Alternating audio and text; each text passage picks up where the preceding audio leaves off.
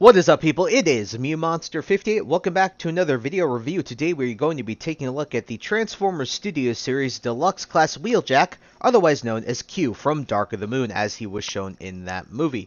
Now, unfortunately, he did meet a tragic end at that movie, and when it comes to this figure, funnily enough, in North America, I believe that this is the first time we've ever gotten like an officially licensed Wheeljack/Q figure from Dark of the Moon, because the one that did release, I believe, only released in like Japan and stuff, and so when it comes to that original release all the way back in 2013, it's been a pretty hard figure to get your hands on, and so it was finally nice of Hasbro to make an official figure that was released globally for this character that we've been missing a figure for a very long time here in the North American continent. So, taking a look here at the box, so you can see the Transformers Studio Series Wheeljack/Q, the nice Transformers Dark of the Moon logo there. You also see the nice artwork here you can see of Q in his robot mode as well as his in Mercedes alt mode. Then you can see the Transforms in 23 steps. More nice artwork here of Q on the side. You got more nice artwork here with the Transformers Studio Series. You got the Deluxe class right there as well. And then taking a look at the back here, you can also see the obligatory product shots. You have the official Mercedes licensing there. Excuse me, Transforms in 23 steps. And there's no new backgrounds with these things, but like I said with the box, I think they absolutely kill it. And so without further ado, alrighty, ladies and gentlemen, here we have the Transformers Studio Series Deluxe Class Wheeljack/Q from Dark of the Moon out of the box and in his vehicle mode. And I gotta say, when it comes to this vehicle mode, it looks absolutely fantastic. But the first thing we're going to do is show off the weapon storage, which is actually only, funnily enough, usable on one side, because you have that little peg hole right there on the side, and then for the accessory you have the one peg there, but you don't have it on the other side, so that's a little bit weird. But taking a look at the accessories, you do get two accessories here, and while they do look very interesting, and this is pretty cool, it's like a gun lance type thing, nicely molded, but kind of in this drab gray color. I'll say that the accessories for the original Dark of the Moon release were pretty nice, because you got some like varying color combinations with them, but with this one it's just kind of drab gray, even though the detail is very nice. And same thing for the gun, nicely molded, got some nice detail in there, but unfortunately it's just this drab gray color. Still very nice, but unfortunately I wish there was a little more variety, and that's one little criticism I have of this figure, although not insanely bad. But taking a look at the actual vehicle mode, you can see it looks absolutely amazing. I mean, the one thing I love about this vehicle mode is that none of the panels here have any different, like they're all the same blue color. Like you get a lot of figures over the years where the panels are not the same color, but this is not the case with this figure, which is very surprising. Well, maybe a little bit, but it's so like hard to say. I mean, like these little panels might be a little bit discolored, but for the most part, I mean, this figure is pretty much all the same color, and I love that. Also, the black windshield helps to hide all that robot kibble in there. The black windows in general, they look really nice. You can see the nice Mercedes grill with the nice Mercedes logo. It's a little hard to tell there, but you can see that nice painted headlights as well. The taillights are also very nice. You can see the E550 logo right there, and then you can see the nice Mercedes logo once again. Nicely painted taillights. You can see the nice body lines overall. The wheels also look pretty good. They're pretty well proportioned, though I do think they are a tad bit big, but overall you can see that this vehicle mode is absolutely amazing. And so one thing I will say is when it rolls, it's a little bit, it's alright. It's not, they're not pinned on, so they don't roll the best. Like this wheel in particular, the back left wheel, when you're looking at it like this, doesn't like to roll super well. I mean, you can see it's kind of struggling there, but for the most part, he rolls decently well. And so overall, when it comes to the vehicle mode, even on the bottom here, sure, you can see the head, you can see the chest, but I mean, it's not that bad. And so overall, this is an absolutely amazing vehicle mode, and I think that shouldn't be understated when it comes to this new figure that we've gotten. And so, as per usual, we're going to do our size comparisons, and we're going to set Wheeljack off to the side here. Alrighty, folks, and sadly the only comparison we're going to do today is with the Transformers Legacy United and Infernac Universe Magnus. And so when they were looking at this, the nice thing about Q is he is an average deluxe size. He was, I think, like a tad bit shorter than Bumblebee and stuff like that, but what you can expect with Wheeljack and Q here is the fact that he is the average Carbot deluxe size. So Sideswipe, Hot Rod, Crosshairs, Drift, Bumblebee, Jazz. He is all in that size class, and that's perfect for him because that is how big he was. You know, he wasn't that much bigger than any of those characters, or any much shorter than any of them either. And so we're going to take a look at it. Average deluxe size, can't really complain. Obviously, Magnus is going to be a little more girthy, especially being like a Rock, versus like a Mercedes, right? So you have that size comparison here. But overall, when it comes to the sizing of this thing, I have no complaints really. I think it is perfectly sized. Sure, the car might be a bit tiny because when you're comparing like a full-on, full-size saloon sedan to a Camaro. Sure, the Mercedes should be maybe a little bit longer, but overall, when it comes to this, I really don't have any complaints with it. Alrighty guys, and it's time to get into the transformation. Now this isn't a transformation that is super simple, like to the level of air raid or slingshot, but it's also not so complicated to where it's frustrating or anything like that. Everything kind of fits where you would expect it to, but it's nothing like crazy. I guess the worst part about it is you'll see he's very kibbly, and we'll get into that when we get into the robot mode. But starting off here, first thing I like to do is you can take these sections and then you can untab them. And then from here, you can sort of start to accordion this whole section, and you can also lift the windshield up. And then I just like to accordion this out of the way. And what you can do here is you can rotate these around. And then what you can also do is that these are on these like interesting like joints, and then you just sort of pull them up like so. And so I'm going to do that on both sides like this. And then you can flip these down like so. So you can rotate this all the way back up like so, or around here. Come on. Yeah, and these joints, by the way, where these rotate, like these ones that I rotated these on, these are pretty tight. So rotate that all the way around. There you go. And then you can fold this down, and then these can sort of accordion and fold up like so. Now these we'll readjust them when we get actually to the robot mode, because that's where these should probably be adjusted, but we're just going to get them in their place for now, and this part is being a little annoying. But from here, what you can do is you can take the windshield, you can lift this up a bit just to get that out of the way, and then you can fold the arms out like so, rotate them around like this, like so, and you pretty much have his arms already transformed. You can rotate them around. I like to just rotate them like this, like so. And then here, the legs, pretty simple. You can split them apart, and then I like to flare the side skirts out. And then what you have to do is you come back here, you can flip this part up, then rotate this around to the side. Then you can fold the foot out with the heel like so. And then what you'll notice is that with the heel, there's a little extra tab right there, and then that'll slot sort of and snap this into place like this, and you can rotate this all the way around and then fold this part of the leg back up. So again, first thing, here on the other side, do flip this up, rotate this all the way around, fold the foot out, and then you can, like I said, you can snap this into place here like so. Fully finish rotating it all the way around, then place that back down.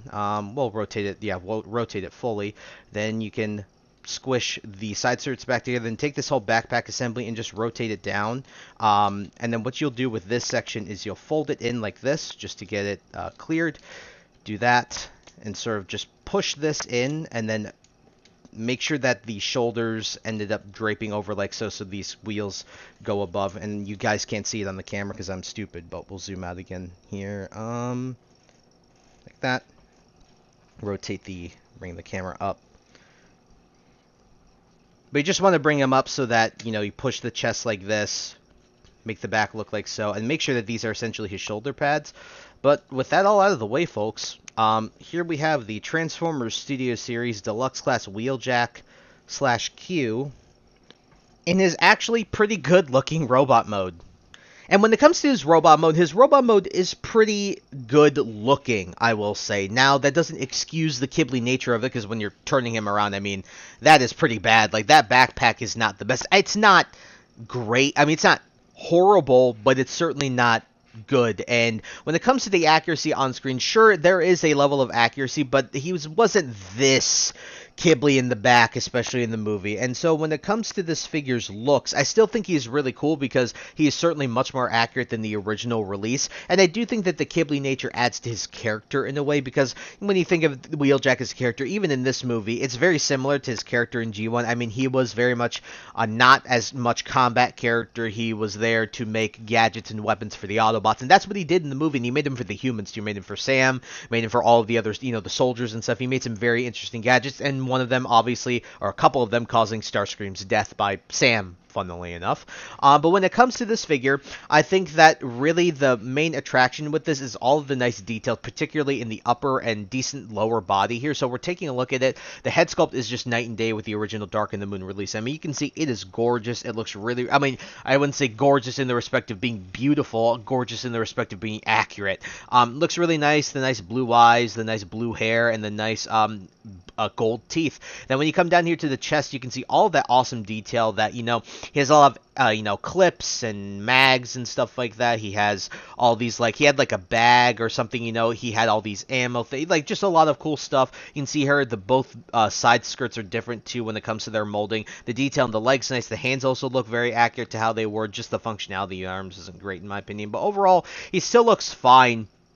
It's just that Ghibli nature, both, in my opinion, adds to it, but also takes away from it, because guess what? This guy has a pretty hard time moving, but we'll get into that when we get to the articulation, because that is absolutely the biggest criticism of this figure, is this guy cannot move worth piss. So, we're going to do a size comparison, so we are going to set Wheeljack off to the side here. Alrighty folks, here he is with the Transformers Legacy United Deluxe class Infernac Universe Magnus. As you can see, he is a bit shorter, but he was not a big character. Remember I told you, Wheeljack at the end of the day, I think he was a tad bit shorter than the average Carbots, Bumblebee, Sideswipe, and stuff like that. So, Bumblebee would be about the size of Magnus. Bumblebee was like the mid-size sort of Carbot Deluxe size. He was that, Hot Rod, Crosshairs, Drift, all that size class. And that worked for me. And so when it comes to the size, I have no issue with it.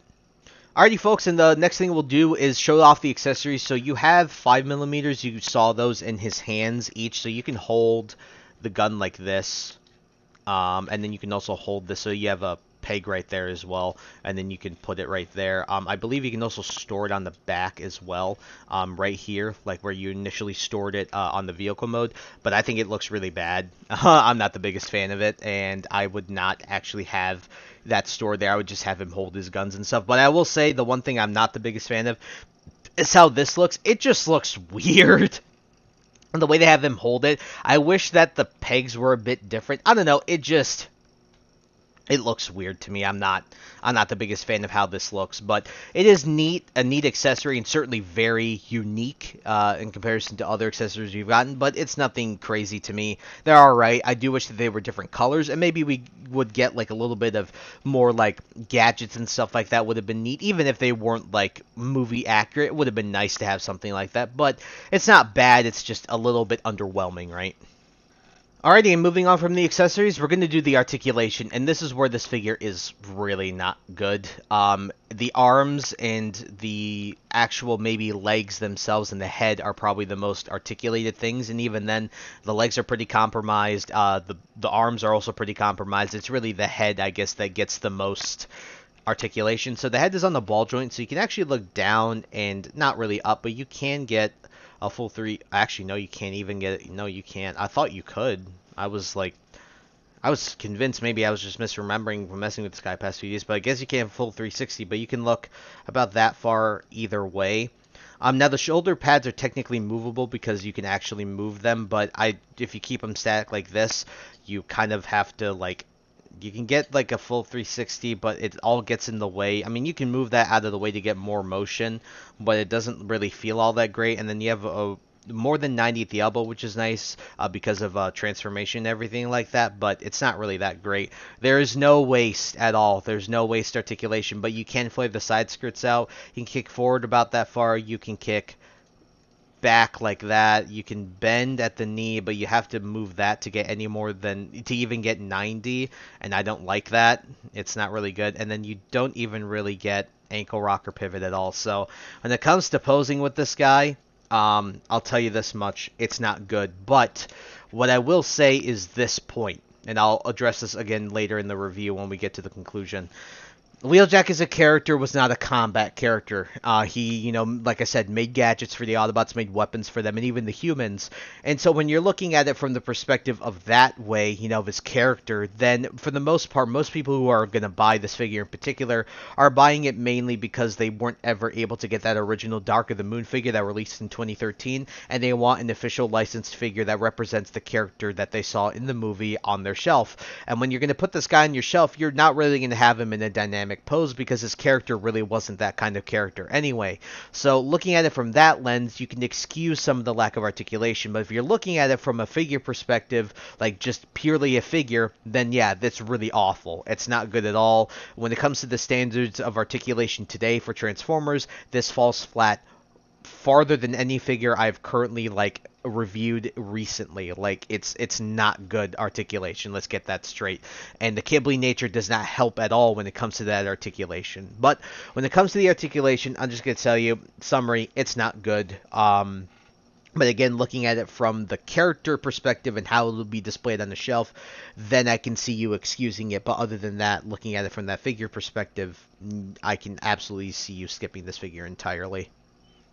Alrighty folks, and it's time to get into the reverse transformation, which in my opinion can be a little bit more frustrating. Either or is a little bit more frustrating, but like I said, it's not complicated to where it really is frustrating, where I want to throw my fist through my computer screen. So overall, it's not a bad transformation, and it's not super simple like Air Raid or Slingshot. So getting into it, first thing I like to do, obviously remove the gun, and then you can come down here to the legs. I like to get these out of the way. So fold down the panel, essentially the trunk of the car, then rotate it inward.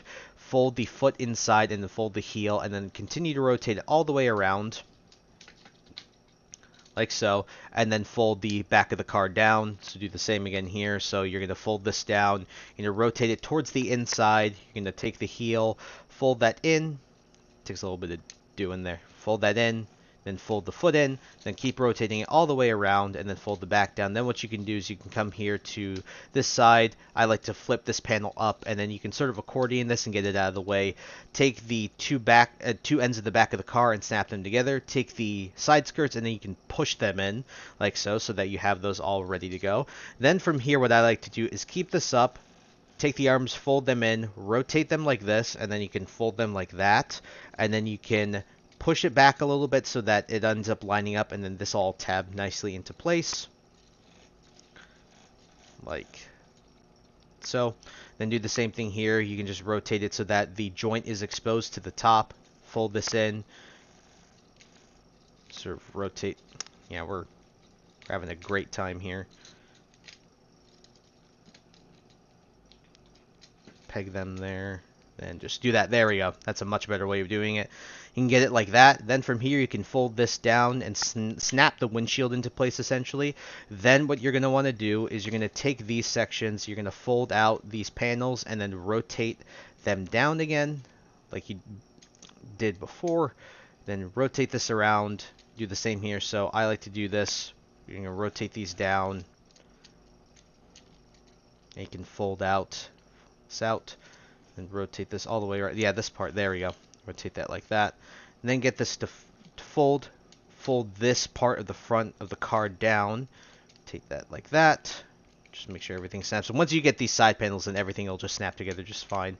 Snap that in, and then just make sure you push that side down on the front fender. And do that. Make sure everything is snapped together. Just kind of give it a final squeeze. And ladies and gentlemen, here we have the Transformers Studio Series Deluxe Class Wheeljack, also known as Q, back in his absolutely amazing vehicle mode. And so guys, for my final concluding thoughts on the Transformers Studios Series Deluxe Class Wheeljack/Q from Dark of the Moon, I gotta say, let's get the bad out of the way and end with the good, because if you guys have been following me for a while, you guys will know that that is how I tend to like to do things when it comes to reviews in particular. And so when it comes to the bad, obviously the major thing we're going to talk about are two things: the Ghibli-ness of him as well as the articulation, because both of them play hand in hand in making the figure experience not very great.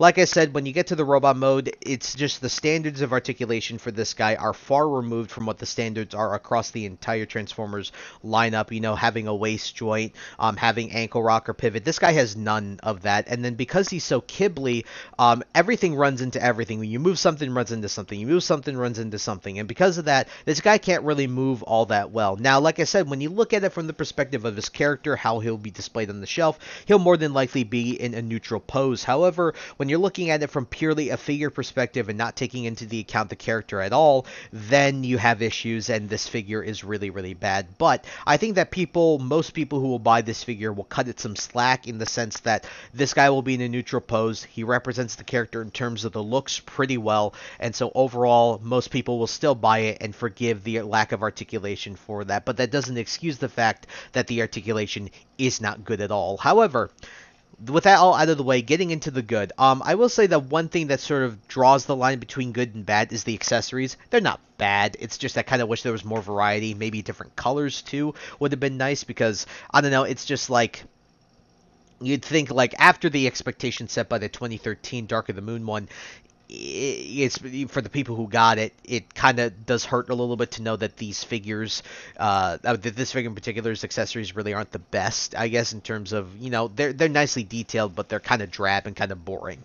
But the good things, vehicle mode's awesome. Pretty much all the panels are the same color. The black windshield hides all the robot kibble. The wheels are pretty well proportioned, although I do think they're a tad big. But all the details are good. Mercedes logos are very nice. You can see the nice lights and the tail lights, very nicely painted overall.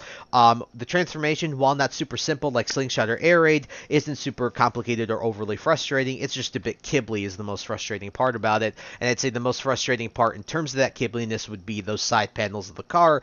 But, you know, what are you going to do? I don't think they're that bad, but they certainly get some taking to get used to. Other good, the robot mode itself actually looks pretty good. And like I said, he is kibbly, and he's more kibbly than he should be, especially coming from the movie. But it does add to his character. And I do think that the head sculpt is night and day in comparison to the original Dark of the Moon one. The chest detail is great, the leg detail is good, and the arms actually look like they did in the movie. It's just their functionality when it comes to holding his accessories look a bit funky. Overall, though, when it comes to this figure, would I recommend it? I still would recommend it in the way of finishing off your Dark of the Moon collection, or just finishing and adding another piece to that collection. You know, having that Dark of the Moon cast will be really, really nice. And again, this is your only officially licensed, globally released Wheeljack / Q figure that from Dark of the Moon that we've ever gotten. Out of a 10, I'm probably going to give this like a 6 or a 7. You could argue 6 if you don't like the articulation more. I'm going to lean more towards like a 7, but overall, either 6 or 7 works for me. So yeah, when it comes to that, like I said, recommend it for the people who want the character or who weren't able to get the original Dark of the Moon release. Honestly, I do think that the looks in the robot mode far outweigh the original one that we got. Like, it's just better in that respect, and that's how most people are going to display it, and so that's what I'll say about it. And so I did pick mine up IRL, so if you guys are hunting IRL, be on the lookout because there's still a couple of Wheeljacks and Qs at my local Walmart. Look at your local retailers where you buy figures. I'm sure they're hopefully getting them in right now, so definitely be on the lookout, and I definitely wish you the best of luck in hunting IRL if you decide to go that way. But as per usual, I will leave links in the description to Big Bad Toy Store, Amazon, as well as Hasbro Pulse. If you guys wish to use those retailers to buy your figures, those are the easiest way, at least in North America, you know, in the US here, to be able to get those figures without too much trouble. And so that's really it. So thank you guys so much for taking the time to watch this video. Please like, comment, rate, and subscribe. Share this video with your friends, and also follow me in the socials. Those will be linked in the description below. And with that, guys, once again, thank you so much for taking the time to watch this video review. I'll catch you on the next one. Hope you guys have a wonderful day. Peace.